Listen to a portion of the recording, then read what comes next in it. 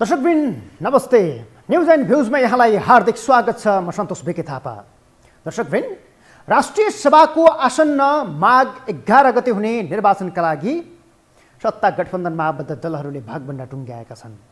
प्रधानमन्त्री पुष्पकमल दाहाल प्रचण्ड यही भागबण्डाका लागि हिजो दिनभर 7 घण्टा सत्ता गठबन्धनका दलहरूसँग बसे। आज पनि दिनभर उनीहरूबीच रस्साकस्सी र बैठक चलिसकेपछि अन्ततः भाग शान्ति मिलेको छ। अहिले सत्ता गठबन्धनमा आबद्ध नेकपा माओवादी केन्द्र, नेपाली कांग्रेस, नेकपा एकीकृत समाजवादी, जनता समाजवादी पार्टी लगायतका दलहरूले भागबण्डा टुङ्ग्याएर अब आफ्ना उम्मेदवार समेत लगभग टुङ्ग्याएका छन्। सरकारको नेतृत्व गरेका प्रधानमन्त्री पुष्पकमल दाहाल प्रचण्ड दिनमा 7 घण्टा सत्ता गठबन्धनको बैठकका लागि समय दिइरहेका छन्। अहिले यो आसन्न राष्ट्रिय सभाको निर्वाचनका लागि मात्रै उनले समय खर्चिएका होइनन्। विगतदेखि नै गत वर्षको पुस 10 मा सत्ताको नेतृत्वमा आएसँगै प्रधानमन्त्रीका हरेक दिन सत्ता गठबन्धन, राजनैतिक दलका पदाधिकारी, राजनैतिक दलका नेताहरू यी सबैसँग सत्तापक्ष वा प्रतिपक्ष यी सबैसँग सत्ता टिकाउनका लागि दिनभर समय कटाएर मात्रै बितिरहेको छ। यता युवाहरू रोजगारीको खोजीमा छन्। रोजगार नपाएको झोकमा आक्रोश ओकल्दा उनीहरू मारिने समेत अवस्था बनेको छ। बालकुमारी घटना र अहिले यो प्रहरीले फेरि गोली चलाएर मारेको सर्लाहीको बरहतवाको घटना पनि त्यसकै पटाक्षेपका रूपमा बुझ्न सकिन्छ।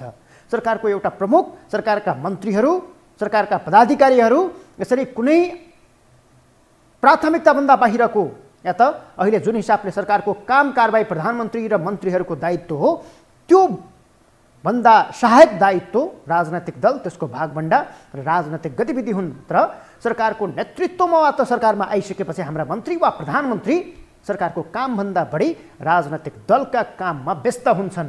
यो विगतदेखिकै परम्पराका रूपमा रहेको छ।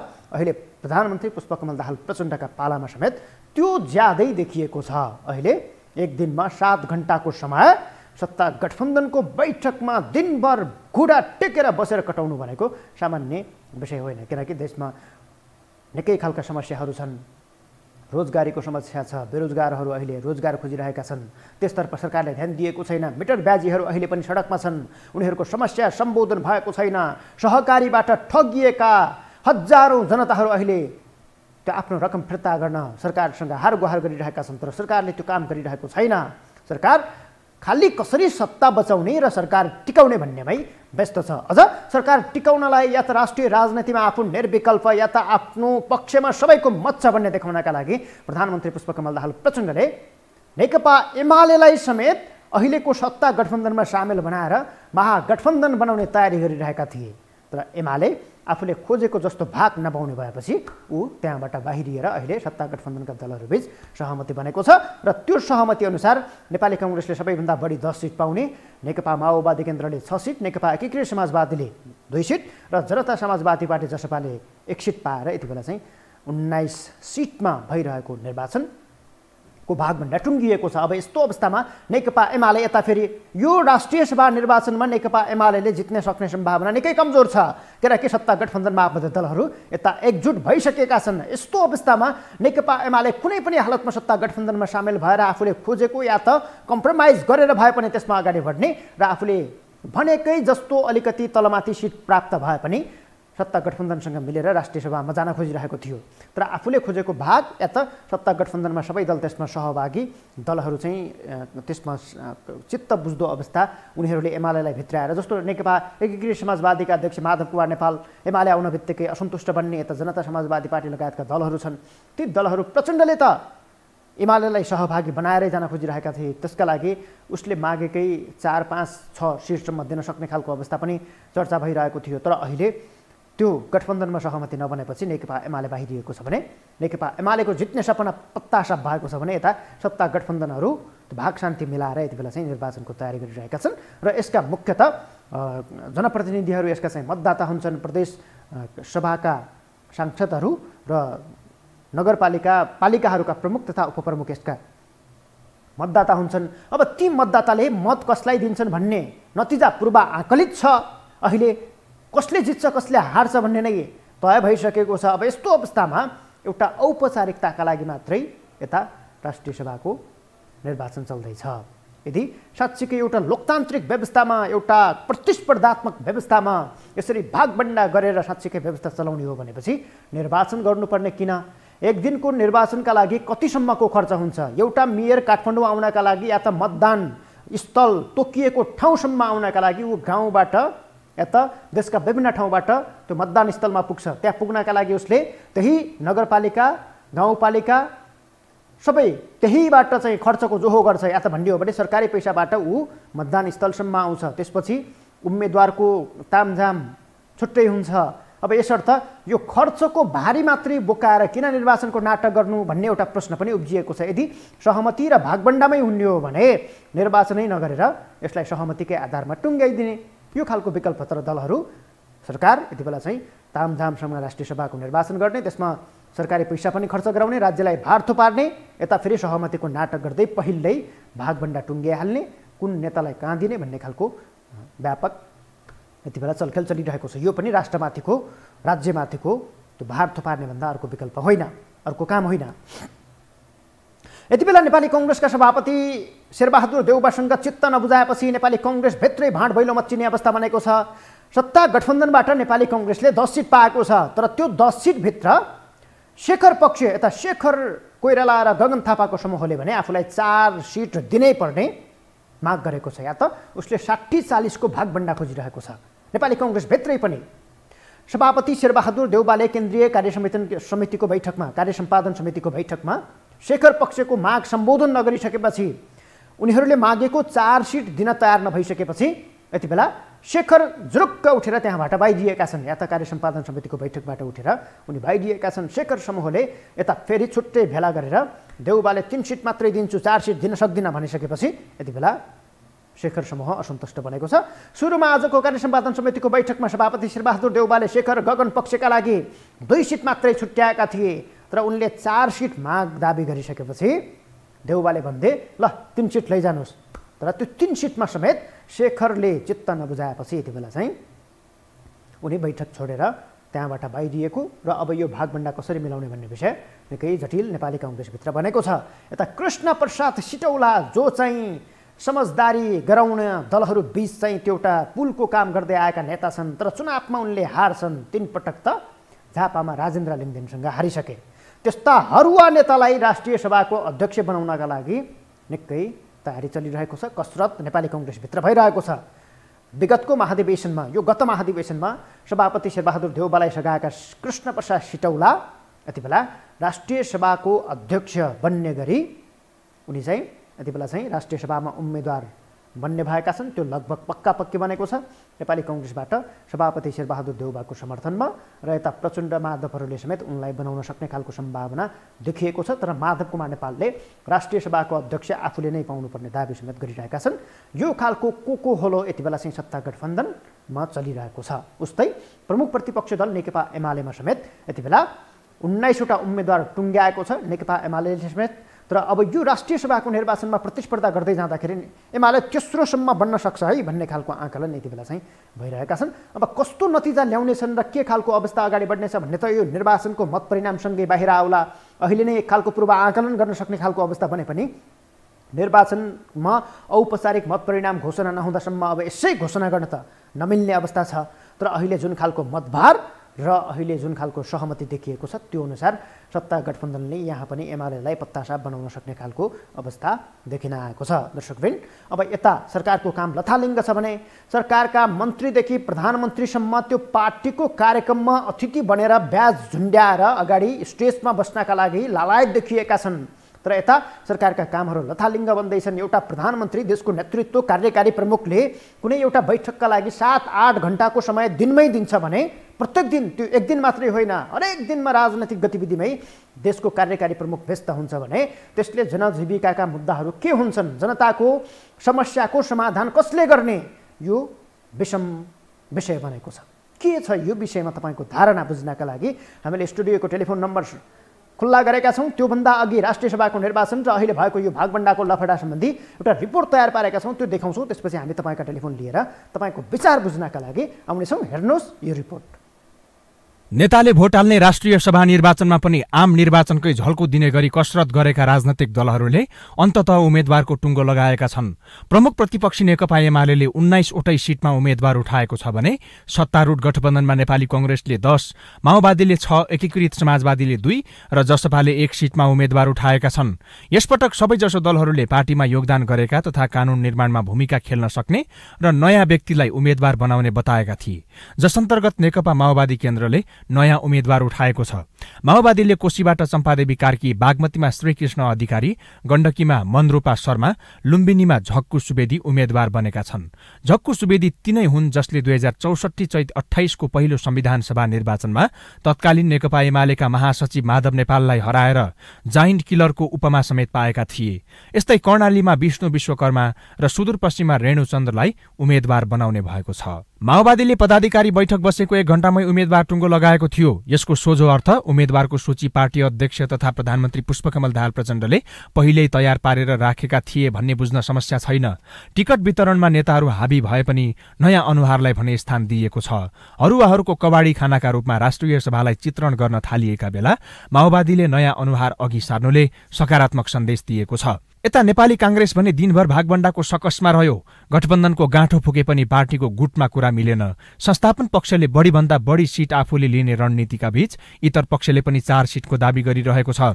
देउबा भने 3 सिट दिन तयार छन्। त्यस क्रममा शेखर कोइरालाले देउबालाई हरुवा नेतालाई राष्ट्रिय सभामा पठाउन नहुने बताएका थिए। तर देउबाले आफूले पाएको 4 सिटमा विधि विधान लागू गर्नु, आफूले पाएको 6 सिटमा आफू अनुसार बाँड्ने जवाब फर्काएका थिए। आम निर्वाचनमा समेत उम्मेदवारी मनोनयनको 1 घण्टा अघि मात्रै टुङ्गो लगाउने कांग्रेसले सोमबारसम्म टुङ्गो लगाउने आशा गर्न सकिन्छ। यद्यपि गत महाधिवेशनमा आफूलाई सहयोग गरेका कृष्ण सिटौलालाई राष्ट्रिय सभाको अध्यक्ष बनाउने ध्याउन्नमै रहेका देउबाले कोशीमा महिला क्लस्टर माओवादीलाई दिएर अन्य क्लस्टरमा सिटौलालाई सुरक्षित गरेका छन्। 2 सिट मागेको जनता समाजवादी पार्टी 1 सिटमै चित्त बुझाउन बाध्य बनेको छ। उसले रौतहटकी पूजा चौधरीलाई उम्मेद्वार बनाउने निर्णय गरेको छ। यता 2 सिट कम भयो भन्दै गठबन्धन बैठकबाट रन्किएका माधव कुमार नेपाल भने 2 सिटमै चित्त बुझाउन बाध्य बनेका छन्। गठबन्धन बैठकबाट असन्तुष्ट बनेका नेपाललाई घनश्याम भुसालले बैठक त छाड्नुभयो, गठबन्धन के गर्ने होला भन्दै सोधेका थिए।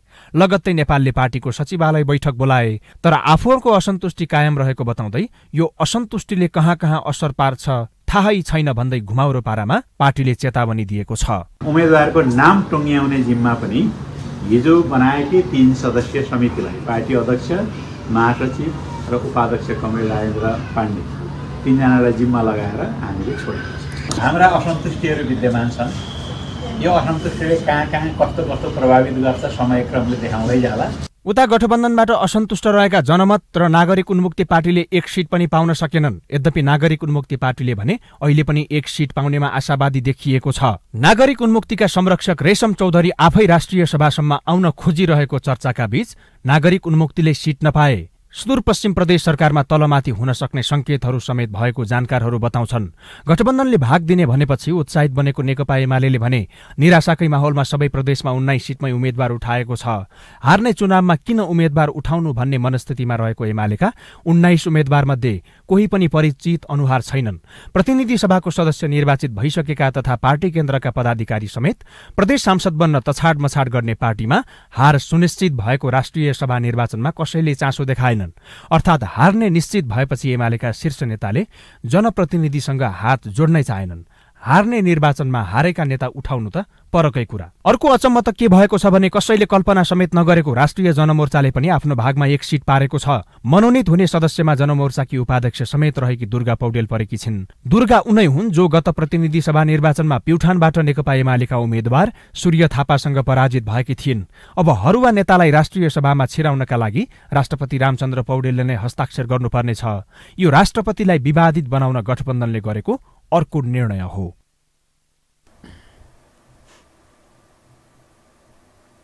दर्शकबिन अहिले सरकार जुन हिसाबले चलिरहेको छ र राष्ट्रिय राजनीतिमा दलहरू बीच त्यो जुन खालको रस्साकस्सी भागभण्डाका लागि आफ्नो पोल्टो भर्नका लागि देखिएको छ त्यो अवस्थाले पक्कै पनि सुख सङ्केत गरेको छैन। दलहरू बीच भइरहेको भाग शान्तिको लफडा, राष्ट्रिय सभाको निर्वाचन र अहिले सरकारका कामहरू या त उपलब्धि, बाहिर सडकमा देखिएको जनाक्रोश र त्यसले निम्त्याइरहेको दुर्घटनाका विषयलाई निहाल्दा पक्कै पनि सहज अवस्था छैन र देश पक्कै पनि यो सङ्कटपूर्ण अवस्थाबाट गुज्रिरहेको छ भनेर अनुमान लगाउन सकिन्छ। अब यही बेला फेरि विदेशीहरूसँग चाहिँ विभिन्न खालका राष्ट्रघाती सम्झौताहरू समेत भइरहेका छन्।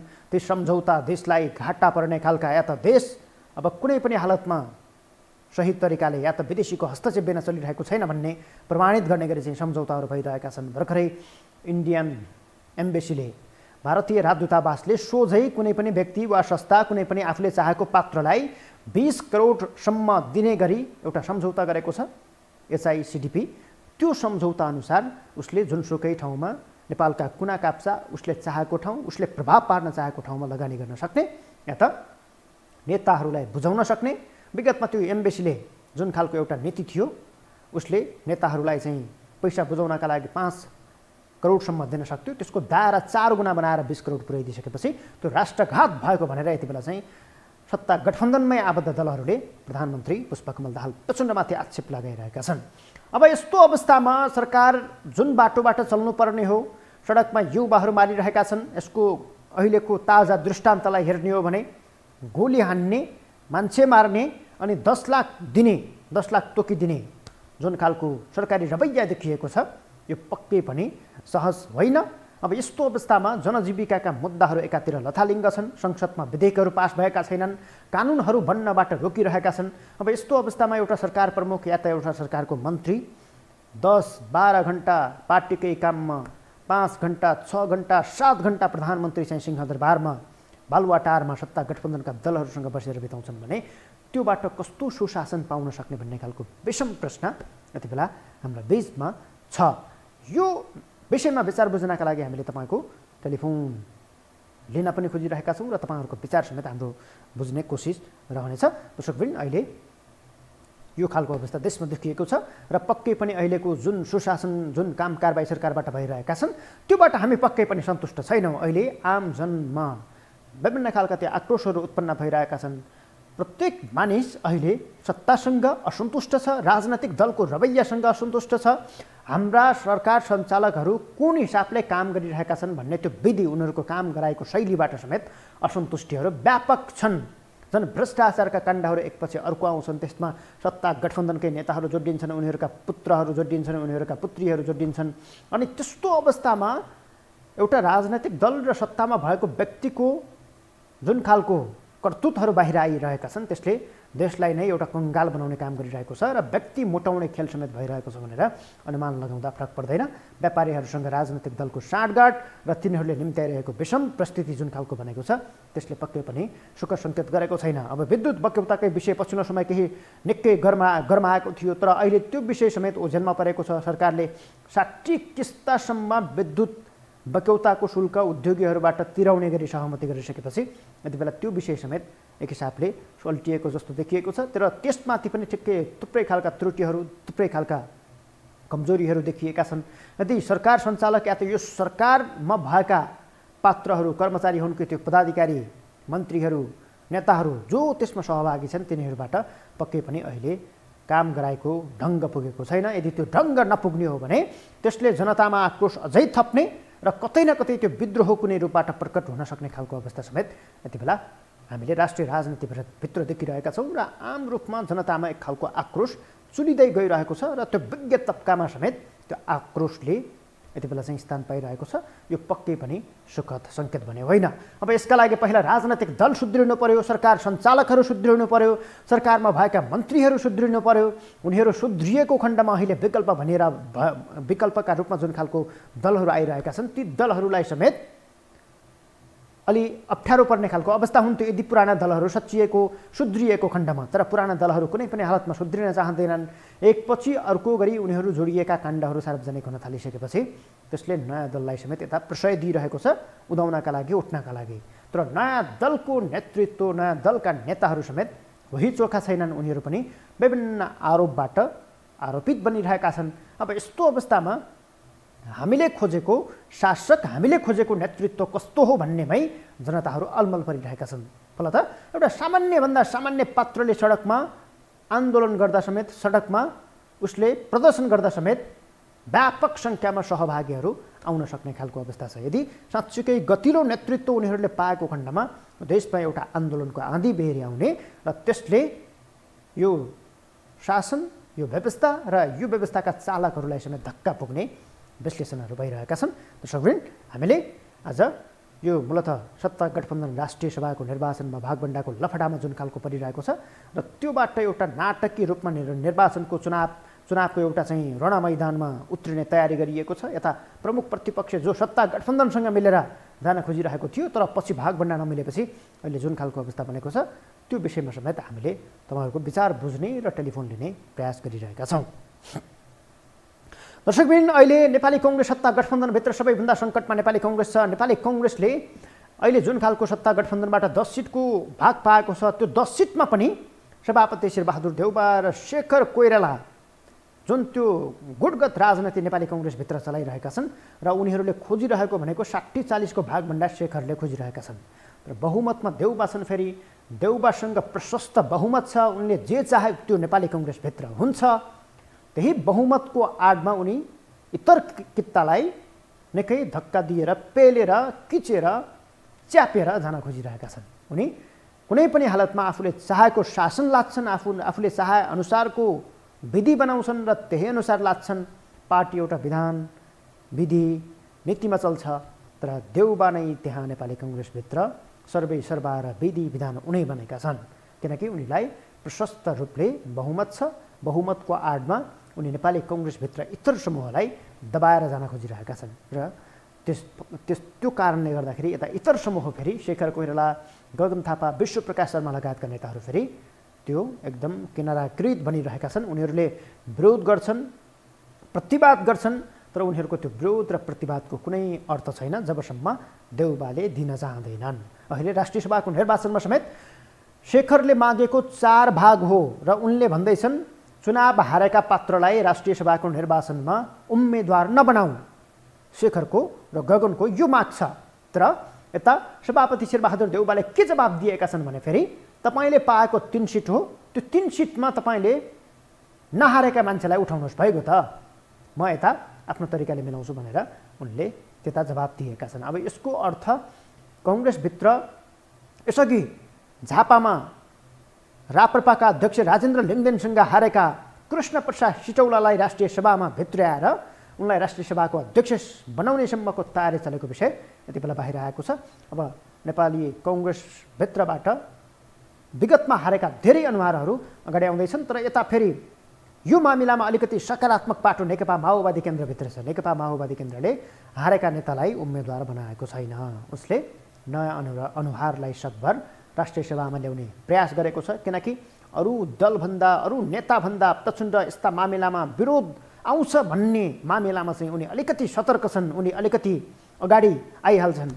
अहिले जुन हिसाबले राजनैतिक दलहरूले पुराना हारेकै नेतालाई एउटा चाहिँ व्यवस्थापनको थलो राष्ट्रिय सभालाई बनाएका छन् त्यो अवस्थाबाट बच्नका लागि प्रचण्डले अलि नयाँ अनुहार नहारेकालाई ल्याउने कोसिस गरिरहेका छन् किनकि उनी आलोचना सुन्छन्, विरोध सुन्छन् र त्यसबाट अलिकति भए पनि माथि उठेर त्यसलाई सम्बोधन गर्ने प्रयास गर्छन्। यसर्थ पछिल्लो समय राजनैतिक चतुर्यका आधारमा उनी 5 वर्ष सत्तामा टिक्ने बाटो समेत उनले समाएका छन् किनकि उनले तत्कालीन सिचुएसन बुझ्छन्, के अवस्था छ, के खोजेका छन् जनताले भन्ने त्यो विरोधलाई मत्थर पार्नका लागि उनले चाहिँ त्यो खेल्ने भूमिका चाहिँ पक्कै पनि निर्णायक छ, चलाकीपूर्ण छ।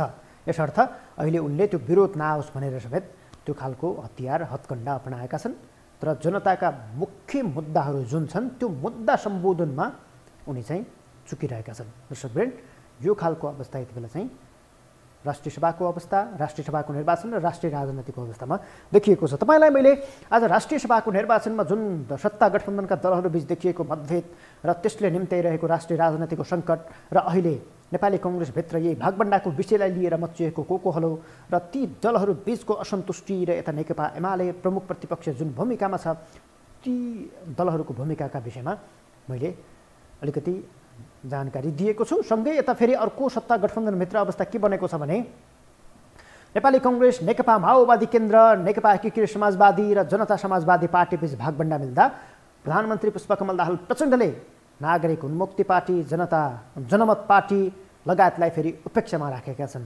उनले त्यहाँ समेट्न सकेका छैनन् र भाग पनि दिएका छैनन्। यसर्थ सीके रावत नेतृत्वको जनमत पार्टी र यता फेरि नागरिक उन्मुक्ति पार्टी रेशम चौधरी संस्थापक रहेको नागरिक उन्मुक्ति पार्टी यता रिसाएका छन्।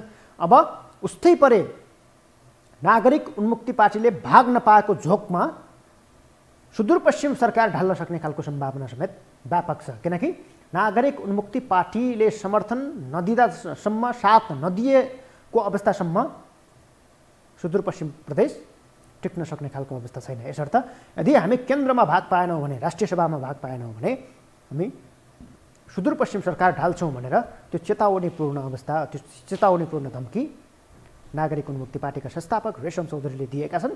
अझ कतिसम्मको चर्चा थियो भने रेशम चौधरी नै राष्ट्रिय सभाको निर्वाचनमा चाहिँ घोषणा खोजिरहेका थिए, तर त्यो तारतम्य नमिलिसकेपछि यति बेला त्यो पार्टी सत्ता गठबन्धन र प्रधानमन्त्री पुष्पकमल दाहाल प्रचण्डबाटै असन्तुष्ट बनेको छ। यता फेरि जनमत पार्टी सिके राउत जो भर्खरै फेरि त्यो राष्ट्रिय टोपी दिवसका अवसरमा त्यसलाई प्रतिवाद गर्नका लागि धोती दिवस मनाउन थालिरहेका छन्। अब ती फेरि असन्तुष्ट बनेका छन्। सिके राउतलाई पछिल्लो समय विकल्पका रूपमा हेर्न थालिएको थियो। तराईको विकल्प भनेकै अब सिके राउत हो भन्न थालिएको छ। अब त्यस्तो अवस्थामा यता सत्ता गठबन्धनसँग मिलेर उसले भाग पाउने, त्यो भाग खोज्ने जुन खालको अवस्था जनमत पार्टीको छ त्यसले पनि पक्कै सुख सङ्केत गरेको छैन। अब यता रासोपाका सांसदहरू समेत यो राष्ट्रिय सभामा कसरी जाने भन्ने विषयमा छलफल चलाइरहेका छन्। मूलत अब यो खालको अवस्था यति बेला चाहिँ राष्ट्रिय राजनीतिभित्र देखिएको छ। तर जनजीविकाका मुद्दामा सरकारका मन्त्रीहरू, प्रधानमन्त्रीहरू त्यो गम्भीर ढङ्गबाट अगाडि बढ्न सकिरहेका छैनन्। उनीहरूलाई जसरी पनि सत्ता र आफ्नो कुर्सी बचाउनु छ, मन्त्रीदेखि प्रधानमन्त्रीसम्मकै अवस्था त्यो खाले अवस्थामा छ।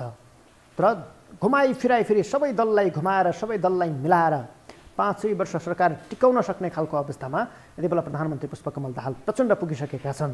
यता नेकपा एकीकृत समाजवादीका अध्यक्ष माधव कुमार नेपालले फेरि 1 वर्ष भए पनि सरकारको नेतृत्व गर्न खोजिरहेका छन्। तर उनलाई पटक पटक सत्ता गठबन्धनका नेताहरूले, ठुला नेताहरूले उपेक्षामा पार्दै आएका छन्। प्रधानमन्त्री पुष्पकमल दाहाल प्रचण्ड, कङ्ग्रेस सभापति शेरबहादुर देउबा लगायतका नेताहरूले माधव कुमार नेपाललाई रित्तो हात बनाउन सक्ने खालको अवस्था यति बेला देखिएको छ। किनकि उनको सिट सङ्ख्या या त उनको पार्टीको हैसियत नै यति बेला सानो छ।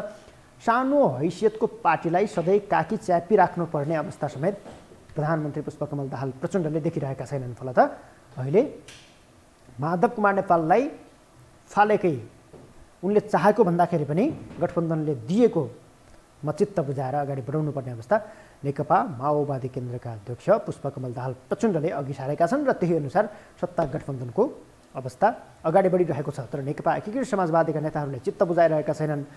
भर्खरै मात्र नेकपा एकीकृत समाजवादीका सम्मानित नेता झलनाथ खनालले प्रचण्ड राष्ट्रघाती हुन्, उनले पछिल्लो समय चालेको भारतीय दूतावासले जुन खालको रकम बाँड्न सक्ने खालको सम्झौता गरेको छ त्यो सम्झौता राष्ट्रघाती हो र राष्ट्रघाती काम प्रचण्डले गरेका छन् भनेर सत्ता गठबन्धनमै सहभागी भएर उनको चाहिँ विरोध गरेका छन्। आज फेरि राष्ट्रिय सभाको भागभण्डाका क्रममा त्यस्तै अवस्था देखिएको छ। घुमाउरो अर्थमा चेतावनी दिइरहेका छन् उनीहरूले, जे पनि हुनसक्छ। अहिले हामीलाई चाहिँ चित्तबुझ्दो सिट सङ्ख्या नदिइसकेपछि अब मत परिणाममा जस्तो सुकै खालको अवस्था समेत आउन सक्छ भन्नुको अर्थ नेकपा एकीकृत समाजवादीले अन्तर्घात अहिले जुन हिसाबले आफ्नो अवस्था छ त्यो अवस्थालाई हेरेर अन्तर्घात पनि हुनसक्छ भन्ने खालको सम्म चेतावनी दिएको छ।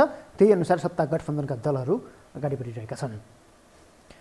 यता अब अहिले रोजगारीको खोजी गर्दै युवाहरू मारिएका छन्। बालकुमारी घटनामा 2 युवा मारिए।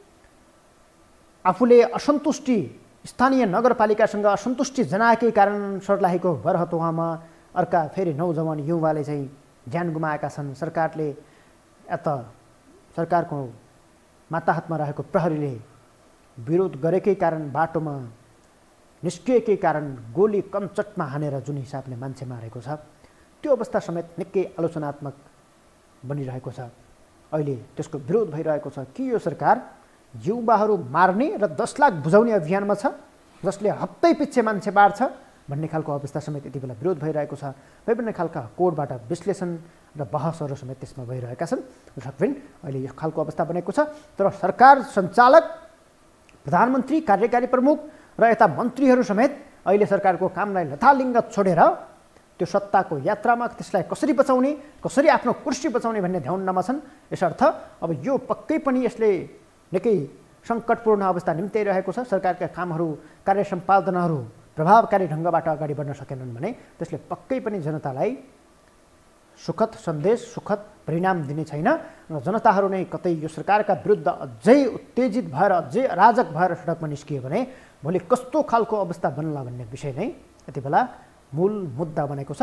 तर यतातर्फ सरकार सचेत छैन। सरकारले यस्ता खालका विषयलाई किनाराकृत गरेर सत्तामुखी स्वभावलाई मात्रै अगाडि ल्याइरहेको छ। फलत सङ्कटहरू एकपछि अर्को निम्तिने सम्भावना छ। हवस् त, आजका लागि न्युज एन्ड भ्युज यही सकिन्छ। अर्को दिन फरक विषयवस्तुका साथ म तपाईँहरूको बिचमा आउनेछु। छुट्टिन्छु। नमस्कार।